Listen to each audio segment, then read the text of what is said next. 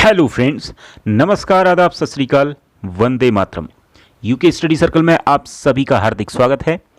Friends, आज का हमारा टॉपिक है राष्ट्रीय शिक्षा नीति 2020, नेशनल एजुकेशनल पॉलिसी यानी NEP 2020। ये टॉपिक पिछले एक हफ्ते से ट्रेंडिंग में चल रहा है और इसलिए चल रहा है क्योंकि ये एग्ज़ाम्स पॉइंट ऑफ व्यू से बहुत ज़्यादा इम्पॉर्टेंट है। अब इसके बाद आने वाले जो भी एग्ज़ाम्स हैं, चाहे वो UPSC हो, स्टेट PSC हो, SSC हो, समूह ग लेवल के हों या समूह घ वर्ग के जो भी एग्ज़ाम्स हैं, उनमें NEP से रिलेटेड क्वेश्चंस ज़रूर पूछे जाने हैं।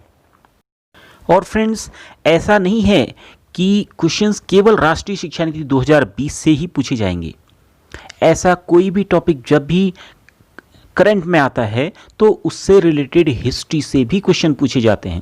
यानी इससे पहले भारत में जो शिक्षा नीतियां बनी हैं वो किस काल में बनी हैं, किस दौर में बनी हैं, उनसे रिलेटेड क्वेश्चंस वो भी क्वेश्चन में ज़रूर पूछे जाएंगे। इसलिए हमने आज के इस वीडियो में केवल राष्ट्रीय शिक्षा नीति 2020 को शामिल नहीं किया है, बल्कि इससे पहले हमारी जो नीतियां बनी हैं, स्वतंत्रता के बाद जो नीतियां बनी हैं, स्वतंत्रता से पहले अंग्रेजों के टाइम पे जो भी नीतियां शिक्षा के संबंध में बनी थी, उनको भी हमने आज के इस वीडियो में शामिल किया है।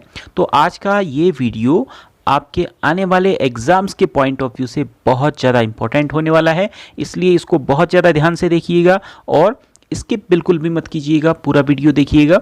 तो चलिए शुरू करते हैं आज का वीडियो। हाल ही में केंद्रीय कैबिनेट ने नई शिक्षा नीति को मंजूरी दी है। ये जो नई शिक्षा नीति है, यह 34 वर्ष पुरानी राष्ट्रीय शिक्षा नीति 1986 को प्रतिस्थापित करेगी।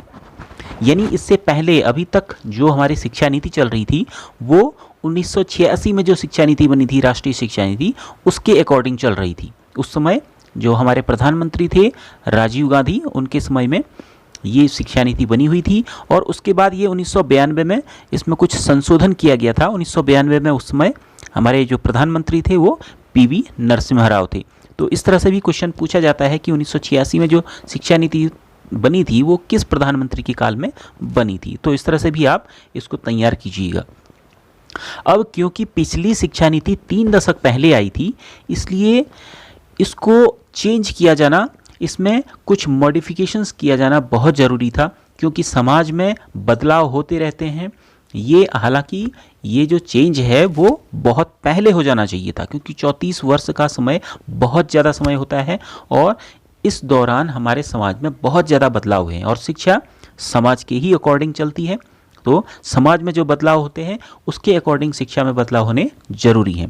अब क्योंकि पिछली शिक्षा नीति 3 दशक पहले आई थी, इसलिए केंद्रीय मानव संसाधन विकास मंत्रालय ने नई शिक्षा नीति तैयार करने के लिए पूर्व कैबिनेट सचिव TSR सुब्रमण्यम की अध्यक्षता में 2015 में 5 सदस्यीय समिति का गठन किया था और उस समिति ने नई शिक्षा नीति का एक मसौदा पेश किया, लेकिन उसे अनुकूल नहीं पाया गया।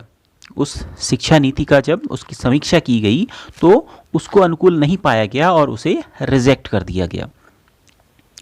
इस कारण जून 2017 में दोबारा से पूर्व इसरो प्रमुख डॉक्टर के कस्तूरीरंगन की अध्यक्षता में एक और समिति का गठन किया गया और उसके बाद इस समिति ने अपनी जो रिपोर्ट, जिसे राष्ट्रीय शिक्षा नीति का मसौदा कहा गया, उसे मई 2019 में सरकार के समक्ष प्रस्तुत किया गया।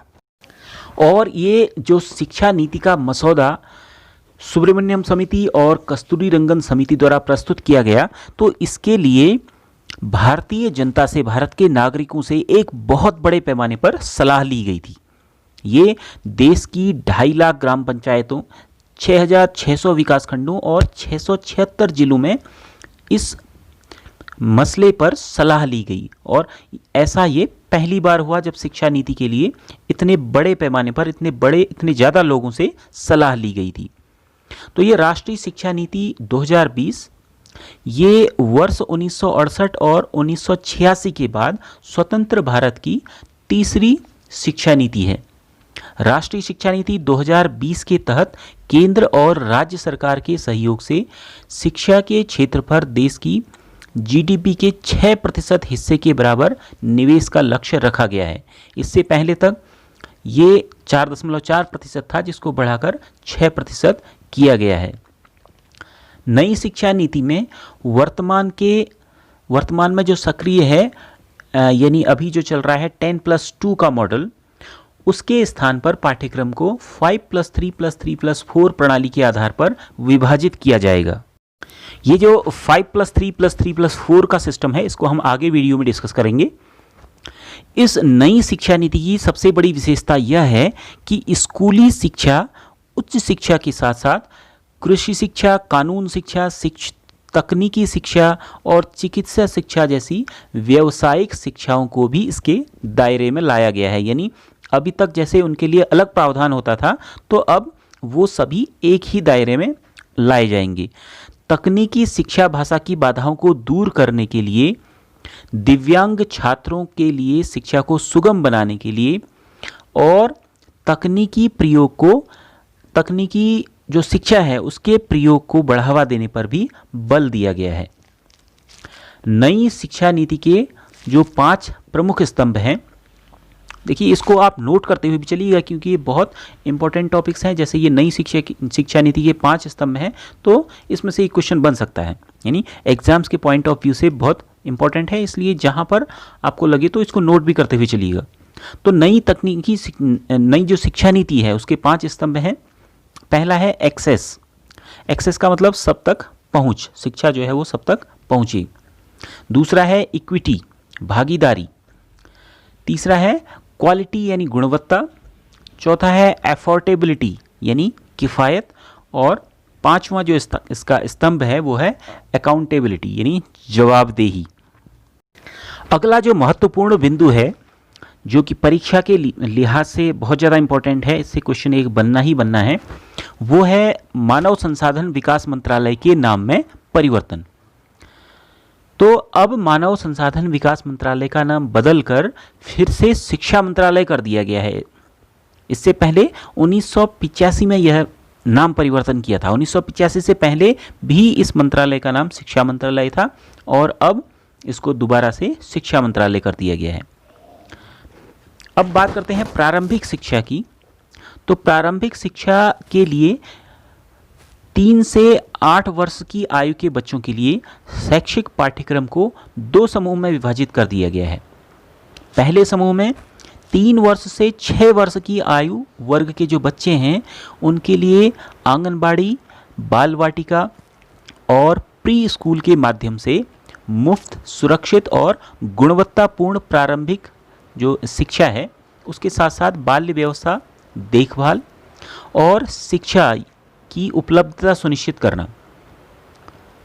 दूसरा जो समूह है उसमें 6 से 8 वर्ष तक के बच्चों के लिए है। इसमें इन बच्चों को प्राथमिक विद्यालय में कक्षा 1 और कक्षा 2 में, इससे जो पहला समूह था उसमें प्री प्राइमरी की जो एजुकेशन है यानी नर्सरी, प्री केजी, यूकेजी जो होती है, अभी तक वो सरकारी स्कूल में नहीं मिलती थी, तो अब उसको भी स्कूल के साथ शामिल किया गया है। और यहाँ कक्षा 1 और 2 की जो प्रारंभिक शिक्षा है उसमें क्या क्या प्रावधान किए गए हैं उसको एक बार देख लेते हैं। तो यहाँ पर प्रारंभिक शिक्षा को बहुस्तरीय खेल और गतिविधियों आधारित बनाने के लिए प्राथमिकता दी जाएगी। नई शिक्षा नीति में बुनियादी साक्षरता और संख्यात्मक ज्ञान पर एक राष्ट्रीय मिशन की स्थापना का सुझाव है। राज्य सरकार 2025 तक प्राथमिक विद्यालयों में कक्षा 3 तक के सभी बच्चों में बुनियादी साक्षरता और संख्यात्मक ज्ञान देने हेतु योजना बनाएंगे। भाषाई विविधता को बढ़ावा और संरक्षण देने की बात भी इसमें कही गई है। कक्षा 5 तक की शिक्षा में मातृभाषा या स्थानीय भाषा या क्षेत्रीय भाषा द्वारा पढ़ाए जाने पर ही बल दिया जाएगा। साथ ही राष्ट्रभाषा को कक्षा 8 और आगे की शिक्षा के लिए भी प्राथमिकता दी जाएगी। स्कूली शिक्षा और उच्च शिक्षा में छात्रों के लिए संस्कृत और अन्य प्राचीन भारतीय भाषाओं का भी विकल्प होगा। बधिर छात्रों के लिए भारतीय संकेत भाषा इंडियन साइन लैंग्वेज को पूरे देश में मानकीकृत किया जाएगा। भारतीय भाषाओं के संरक्षण और विकास के लिए भारतीय अनुवाद और व्याख्या संस्थान स्थापित किया जाएगा। वर्ष 2030 तक स्कूली शिक्षा में 100% ग्रॉस एनरोलमेंट रेशियो का लक्ष्य रखा गया है। कक्षा 6 से ही शैक्षिक पाठ्यक्रम में व्यावसायिक शिक्षा शामिल की जाएगी और इसके लिए इंटर्नशिप की भी व्यवस्था होगी। ये क्षेत्रीय आधार पर होगा, यानी जिस क्षेत्र में जो भी व्यावसायिक शिक्षा वहाँ के अकॉर्डिंग प्रभावी हो सकती है तो उसमें उस व्यावसायिक शिक्षा को शामिल किया जाएगा और उसके लिए इंटर्नशिप की व्यवस्था की जाएगी। कक्षा 3, 5 और 8 के स्तर पर स्कूली परीक्षाओं में भाग लेंगे बच्चे, यानी जो बात चल रही थी बीच में कि 5 और 8 का बोर्ड होगा तो वो नहीं होगा। कक्षा 10 और 12 में सेमेस्टर आधारित जो प्रश्न होंगे, सेमेस्टर परीक्षाएं होंगी, उसमें बहुविकल्पी प्रश्नों को भी शामिल किया जाएगा और कक्षा 10 का बोर्ड जो है वो हटा दिया जाएगा। छात्रों की प्रगति के मूल्यांकन के लिए मानक निर्धारण निकाय के रूप में परख नामक एक राष्ट्रीय आकलन केंद्र स्थापित किया जाएगा और वो तय करेगा कि छात्रों के मूल्यांकन और आकलन के लिए क्या मानदंड होने चाहिए। अब बात करते हैं उच्च शिक्षा की। तो उच्च शिक्षण संस्थानों में सकल नामांकन अनुपात यानी ग्रॉस एनरोलमेंट रेशियो को 26.3% से बढ़ाकर 50% करने का लक्ष्य रखा गया है। यानी स्कूली शिक्षा के बाद उच्च शिक्षा में जो बच्चे एनरोलमेंट कराते हैं तो उसका प्रतिशत बढ़ाने का लक्ष्य रखा गया है, उसको 50% करना है।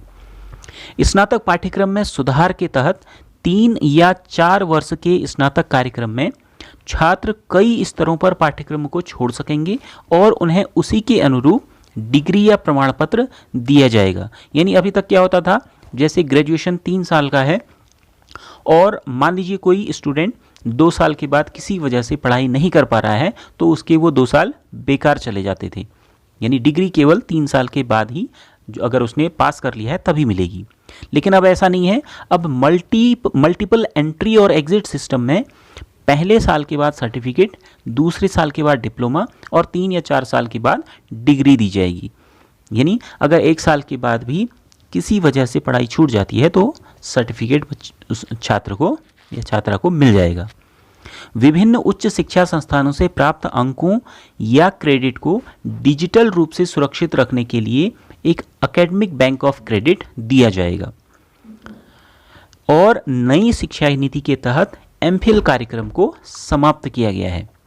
तो ये कुछ जो पॉइंट्स थे वो एग्जाम्स के हिसाब से ज़्यादा इम्पोर्टेंट है, तो इनको आप बहुत ध्यान से देखिएगा। अब हम नई शिक्षा नीति में जो 5+3+3+4 का फॉर्मेट है, यानी नई शिक्षा नीति के जो 4 चरण हैं उनको हम समझते हैं।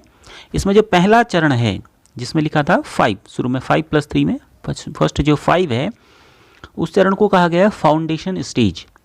ये 5 साल का चरण है। इसमें 3 से 8 वर्ष तक के बच्चे शामिल होंगे।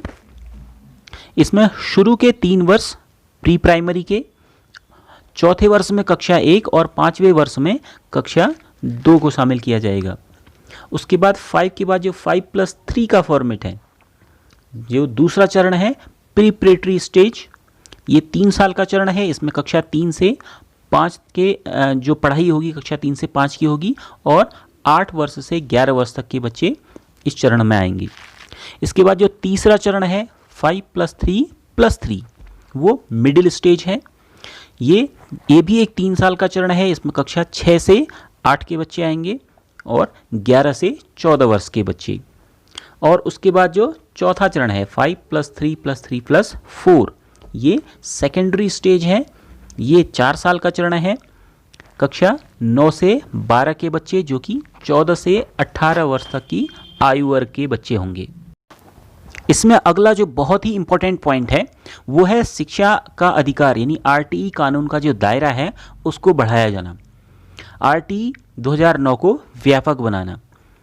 कक्षा 6 आयु वर्ग 6 से 14 वर्ष तक के बच्चों को इस कानून में शामिल किया जाता था अभी तक, यानी अभी तक इसमें कक्षा 8 तक के बच्चों को लिया जाता था, जिसे अब बढ़ाकर 12वीं तक किया जाएगा। कक्षा 12वीं तक इसको बढ़ाया जाएगा आगे। यानी अभी तक आरटी के अकॉर्डिंग जो जो सुविधाएं बच्चों को मिलती थी कक्षा 8 तक, वो सुविधाएं अब कक्षा 12वीं तक उनको दी जाएंगी। तो ये तो बात थी नई शिक्षा नीति यानी राष्ट्रीय शिक्षा नीति 2020 की। हालांकि उसमें इसके अलावा भी और कई सारे बिंदु हैं, लेकिन हमने केवल उन्हीं बिंदु को शामिल किया है जिनसे परीक्षा में कोई प्रश्न बन सकता है, यानी एग्जाम पॉइंट ऑफ व्यू से जो बहुत ज़्यादा इंपॉर्टेंट है उनको हमने लिया है। तो अब इसके बाद बात करते हैं भारत में शिक्षा के इतिहास की। अब चूंकि शिक्षा की बात चल रही है तो इससे रिलेटेड हिस्ट्री से भी क्वेश्चन जरूर पूछे जाएंगे। तो सबसे पहले प्राचीन भारत की बात आती है। तो प्राचीन भारत की जो शिक्षा थी वो आध्यात्मिकता पर आधारित थी और वहाँ प्राचीन काल में शिक्षा के लिए गुरुकुल प्रथा चलती थी। भारत विश्व गुरु कहलाता था और तत्कालीन समय में जो शिक्षा थी उसके लिए तक्षशिला विश्वविद्यालय, नालंदा विश्वविद्यालय, काशी और विक्रमशिला विश्वविद्यालय ये शिक्षा के प्रमुख केंद्र थे। उसके बाद बात आई आधुनिक शिक्षा की। तो आधुनिक शिक्षा की नींव यूरोपीय ईसाई धर्म प्रचारक और व्यापारियों ने डाली। उन्होंने कई ऐसे विद्यालय खोले जिसमें ईसाई धर्म की शिक्षा के साथ साथ इतिहास, भूगोल, व्याकरण और गणित आदि विषय भी पढ़ाए जाते थे। मूल रूप से तो उन्होंने ये विद्यालय केवल धर्म प्रचार के लिए खोले थे, लेकिन इसके साथ साथ अन्य विषय भी वहाँ पढ़ाए जाते थे। ईस्ट इंडिया कंपनी के भारत आगमन के बाद 1781 में कोलकाता मदरसा और 1792 में बनारस में संस्कृत कॉलेज जोनाथन डंकन द्वारा स्थापित किया गया। 1863 के चार्टर एक्ट के तहत प्रावधान किया गया कि शिक्षा पर प्रतिवर्ष 1 लाख रुपए का व्यय किया जाएगा, परंतु किस प्रकार की शिक्षा दी जाए इस पर प्राच्य और पाश्चात्य शिक्षा के समर्थकों में मतभेद रहा, इसलिए इस पर कोई निर्णय नहीं लिया जा सका। अंत में लॉर्ड मैकाले और राजा राम मोहन राय के तर्क वितर्क से 1835 में यह सुनिश्चित किया गया कि अंग्रेजी भाषा में पाश्चात्य विज्ञान की शिक्षा दी जाए। इसके बाद 1835 में कोलकाता में मेडिकल कॉलेज, 1849 में जेईडी बेथन द्वारा बेथन कॉलेज की स्थापना की गई। 1848 में ज्योतिबा फुले ने स्त्रियों की शिक्षा के लिए एक स्कूल खोला। इस स्कूल में इनकी पत्नी सावित्रीबाई फुले ने अध्यापिका के तौर पर कार्य किया। शिक्षा पर निर्धारित लागत से अधिक बोझ ब्रिटिश सरकार को सताने लगा और तब उन्होंने कम लागत में शिक्षा का प्रचार प्रसार करने के लिए डाउनवर्ड फिल्ट्रेशन थ्योरी डीएफटी का सहारा लिया। इसके तहत केवल कुछ अमीर भारतीयों और उच्च वर्ग के लोगों को शिक्षा दी जाती थी और वे शिक्षा पाकर अन्य जन समुदाय को शिक्षित करते थे। यह अंग्रेजों का मानना था। ये शिक्षा पर खर्च बचाने के लिए उन्होंने राय दी कि केवल भाई कुछ भारतीयों, कुछ उच्च वर्ग के लोगों को, अमीर लोगों को शिक्षित कर दो और उनसे, वो कहते थे कि उनसे छन छन कर शिक्षा जो है वो नीचे चली जाएगी और बाकी के लोग अपने आप ही शिक्षित हो जाएंगे। इसके बाद 1853 में शिक्षा की प्रगति की जांच के लिए एक समिति बनाई गई। 1854 में एजुकेशन डिस्पैच चार्ल्स वुड द्वारा प्रस्तुत किया गया। ये बहुत इंपॉर्टेंट है, 1819 का वुड्स डिस्पैच इस नाम से इसको जाना जाता है। इसमें औद्योगिक विद्यालयों और विश्वविद्यालयों की स्थापना का प्रस्ताव रखा गया। प्रांतों में शिक्षा विभाग, अध्यापक प्रशिक्षण, नारी शिक्षा आदि की सिफारिश की गई। 1857 में कलकत्ता, बॉम्बे और मद्रास में विश्वविद्यालयों की स्थापना हुई। मुख्यतः प्राथमिक शिक्षा की जांच के लिए 1882 में विलियम विल्सन हंटर की अध्यक्षता में एक समिति गठित हुई और भारतीय शिक्षा आयोग बना। इसे हंटर कमीशन भी कहा जाता है। आयोग की सिफारिशों में भारतीय शिक्षा में उन्नति हुई, विद्यालयों की संख्या बढ़ी, नगरों में नगरपालिका और गांव में जिला परिषद का निर्माण हुआ और प्रारंभिक शिक्षा की देखभाल का जिम्मा उन्हें सौंपा गया। लेकिन यहाँ शिक्षा का माध्यम अंग्रेजी ही था, जिस कारण मातृभाषा की उपेक्षा होती गई। शिक्षा संस्थाओं और शिक्षकों की संख्या बढ़ी, परंतु शिक्षा का स्तर गिरता गया। इसके बाद 1870 में बाल गंगाधर तिलक और उनके सहयोगियों ने पुणे में फर्ग्यूसन कॉलेज की स्थापना की। 1886 में आर्य समाज द्वारा लाहौर में दयानंद एंग्लो वैदिक कॉलेज और 1898 में एनी बेसेंट द्वारा सेंट्रल हिंदू कॉलेज स्थापित किए गए। 1894 में कोल्हापुर रियासत के राजा छत्रपति साहूजी महाराज ने दलित और पिछड़ी जाति के लोगों के लिए विद्यालय खोले और छात्रावास बनवाए। 1901 में लॉर्ड कर्जन ने शिमला में एक गुप्त शिक्षा सम्मेलन किया। इसमें कोई भी भारतीय नहीं बुलाया गया। कर्जन का मत था कि प्राथमिक शिक्षा मातृभाषा के माध्यम से ही दी जानी चाहिए। लॉर्ड कर्जन ने विश्वविद्यालय और उच्च शिक्षा की उन्नति के लिए 1902 में भारतीय विश्वविद्यालय आयोग का गठन किया। इसके बाद 1904 में भारतीय विश्वविद्यालय कानून बना। 1905 के स्वदेशी आंदोलन के समय कोलकाता में जातीय शिक्षा परिषद की स्थापना हुई और नेशनल कॉलेज स्थापित हुआ, जिसके प्रथम आचार्य अरविंद घोष थे। 1911 में गोपाल कृष्ण गोखले ने प्राथमिक शिक्षा को निःशुल्क और अनिवार्य बनाने का प्रयास किया। 1916 तक भारत में 5 विश्वविद्यालय थे। इसके बाद 7 नए विश्वविद्यालय और स्थापित किए गए। 1916 में डी.के. कर्वे ने महिलाओं के पहले विश्वविद्यालय भारतीय महिला विश्वविद्यालय की स्थापना की। इसी वर्ष दिल्ली में लेडी हार्डिंग मेडिकल कॉलेज की भी स्थापना हुई। 1927 में हार्टंग समिति बनाई गई। इस समिति की रिपोर्ट में 1918 से 27 तक प्रचलित शिक्षा के गुण और दोष का विवेचन किया गया। इसके अध्यक्ष फिलिप जोसेफ थे। 1937 में शिक्षा की एक योजना तैयार की गई जो बुनियादी शिक्षा के नाम से प्रसिद्ध हुई। ये महात्मा गांधी की बुनियादी शिक्षा पर आधारित थी। डॉक्टर जाकिर हुसैन की अध्यक्षता में इसका पाठ्यक्रम तैयार किया गया। इसके तहत 7 से 11 वर्ष के बच्चों की अनिवार्य शिक्षा, मातृभाषा में शिक्षा, चरखा, कृषि, लकड़ी का काम आदि के लिए शिक्षा का केंद्र बनाया गया, जिसकी बुनियाद पर साहित्य, इतिहास, भूगोल और गणित की पढ़ाई हो। इसके बाद 1945 में इसमें कुछ परिवर्तन किया गया और योजना का नाम नई तालीम रख दिया गया। 1944 में जेपी सार्जेंट की अध्यक्षता में सार्जेंट आयोग बना। इसमें 6 से 14 वर्ष के बच्चों को निःशुल्क शिक्षा, तकनीकी कला और व्यावसायिक शिक्षा और प्रौढ़ निरक्षरता को समाप्त करने की सिफारिश की गई। ये तो थी ब्रिटिशकालीन भारत में शिक्षा में जो आमूलचूल परिवर्तन हुए उनकी बात। अब स्वतंत्र भारत में स्वतंत्रता के बाद जो भी शिक्षा में परिवर्तन आए, जो आयोग या जो शिक्षा नीतियाँ बनी, उनकी बात बहुत संक्षेप में कर लेते हैं। तो स्वतंत्रता के बाद सबसे पहले 1948-49 में राधाकृष्णन आयोग का गठन हुआ। विश्वविद्यालय शिक्षा की सुधार के लिए भारतीय विश्वविद्यालय आयोग की स्थापना हुई। इसको भारतीय विश्वविद्यालय आयोग नाम दिया गया। डॉक्टर राधाकृष्णन ये इस आयोग के अध्यक्ष थे। इसके बाद 1952 में माध्यमिक शिक्षा आयोग की स्थापना हुई। डॉक्टर लक्ष्मण स्वामी मुदालियर की अध्यक्षता में 23 सितंबर 1952 को यह आयोग स्थापित किया गया माध्यमिक शिक्षा के लिए।